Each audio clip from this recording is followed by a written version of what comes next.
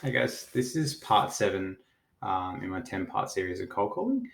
So we've run through the opener, the pitch, how to handle the 4 answers from the potential prospects. I'm going to move on to the next one, but let me know if I've missed any in particular and I'll make another video. The next couple of videos we're just going to run through aren't specifically about the call, but they do matter a lot when you're cold calling, I found. The first one is how to take notes when you're doing cold calls. So the first thing you have to know as well, when you are doing a cold calling block, you do not want to send emails, like at all. The calling block is for calling. I also do the texting, but I already have a template typed out. Don't do any emails. You'll be distracted. You'll see your little email thing. You'll read someone else's email. I like to just close everything down. The only thing I used to do to take notes was I would just have a Word doc or a Google. You can have a Google Doc open and then just paste the person's email and literally just type all the notes you remember.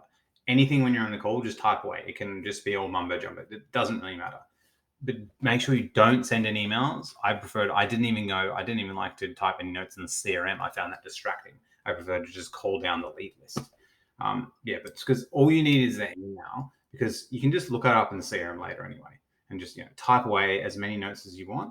And then at the end of the session, go back and take the notes. This is I did a cold calling, Zoom meeting the other week. I think it was, but I think Nina was asked the question around, or just mentioned how she wasn't doing this. She was sending emails right after, and she could only do maybe 10, 15 cold calls in an hour.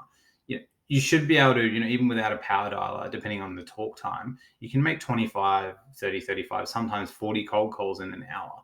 But all the time, if you are sending emails in between, you might even get a successful callback or whatever. It's taking away from the actual task at hand. But so I would definitely suggest don't send any emails during. Just take the extensive notes in a Word doc or a Google doc and try to close down everything else just so you're not distracted.